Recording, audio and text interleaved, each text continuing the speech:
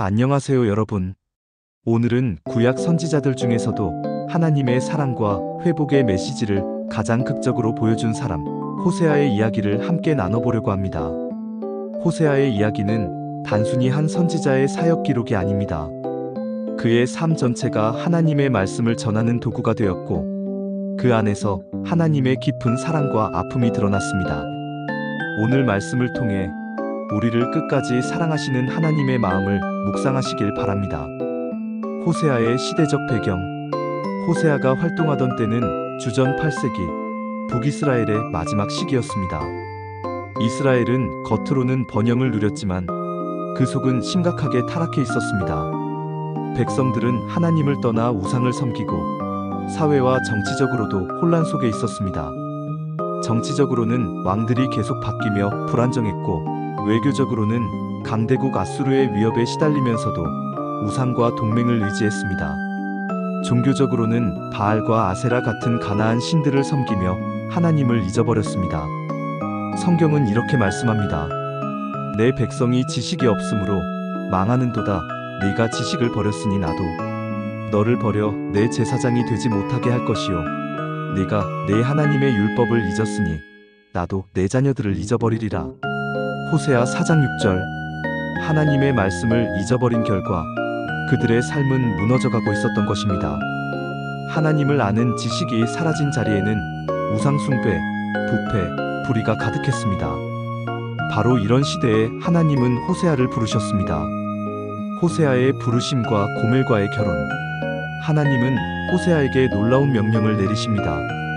여호와께서 처음 호세아에게 말씀하실 때 여호와께서 호세아에게 이르시되 너는 가서 음란한 여자를 맞이하여 음란한 자식들을 낳으라. 이 나라가 여호와를 떠나 크게 음란함이니라 하시니. 호세아 1장 2절. 호세아는 하나님의 말씀에 순종하여 고멜이라는 여인을 아내로 맞이합니다. 하지만 고멜은 남편을 떠나 다른 남자들을 따라갔습니다. 이 모습은 마치 하나님을 떠나 우상에게로 향한 이스라엘 백성의 영적 배신을 보여줍니다. 이 고통스러운 사건은 단순한 개인의 가정사가 아니라 하나님과 이스라엘의 관계를 보여주는 상징이었습니다. 이스라엘은 하나님과 언약을 맺었지만 끊임없이 우상에게로 떠났습니다. 자녀들의 이름에 담긴 하나님의 메시지. 호세아와 고멜 사이에는 세 자녀가 태어났습니다. 하나님께서는 각각의 이름에 이스라엘을 향한 메시지를 담으셨습니다. 첫째 아들은 이스르엘. 하나님이 흩으신다는 뜻. 이스라엘의 죄로 나라가 흩어질 것을 경고하셨습니다. 호세아 1장 4절. 둘째 딸은 로루하마. 불쌍히 여김을 받지 못함이라는 뜻.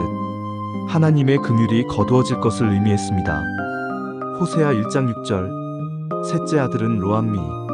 내 백성이 아니다라는 뜻. 하나님과의 언약이 깨졌음을 나타냈습니다. 호세아 1장 9절. 얼마나 충격적인 이름들입니까? 하나님은 호세아의 가정을 통해 이스라엘의 영적 현실을 드러내셨습니다. 다시 찾아오신 사랑. 그러나 여기서 끝나지 않았습니다. 고멜이 남편을 버리고 다른 남자와 함께 했을 때 하나님은 다시 호세아에게 말씀하셨습니다. 이스라엘 자손이 다른 신을 섬기고 건포도 과자를 즐길지라도 여호와가 그들을 사랑하나니 너는 또 가서 타인의 사랑을 받아 음녀가 된 여자를 사랑하라.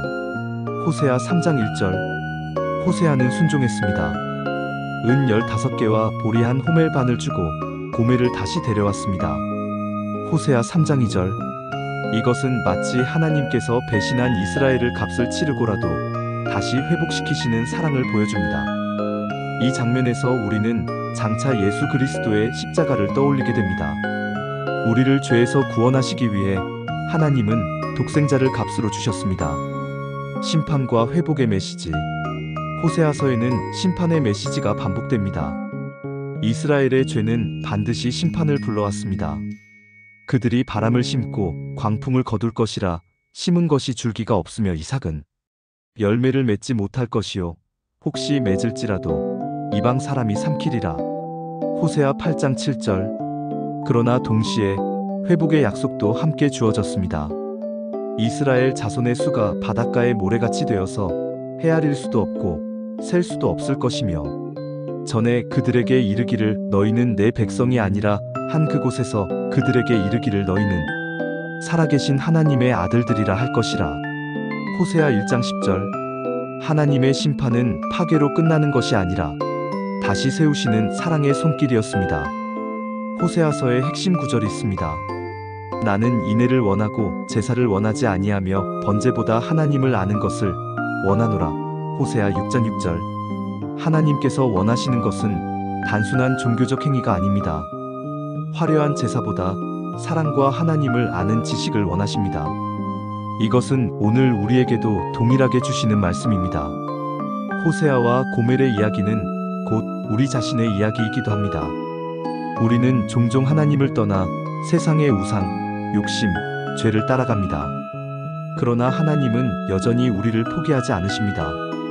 그러므로 보라, 내가 그를 타일러서 거친 들로 데리고 가서 말로 위로하고 거기서 비로소 그의 포도원을 그에게 주고 아골 골짜기로 소망의 문을 삼아주리니 그가 거기서 응대하기를 어렸을 때와 애굽 땅에서 올라오던 날과 같이 하리라.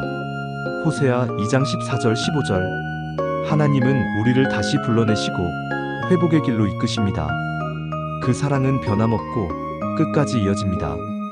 오늘 우리의 신앙은 단순히 종교 생활이 아니라 하나님과의 사랑의 관계임을 기억해야 합니다.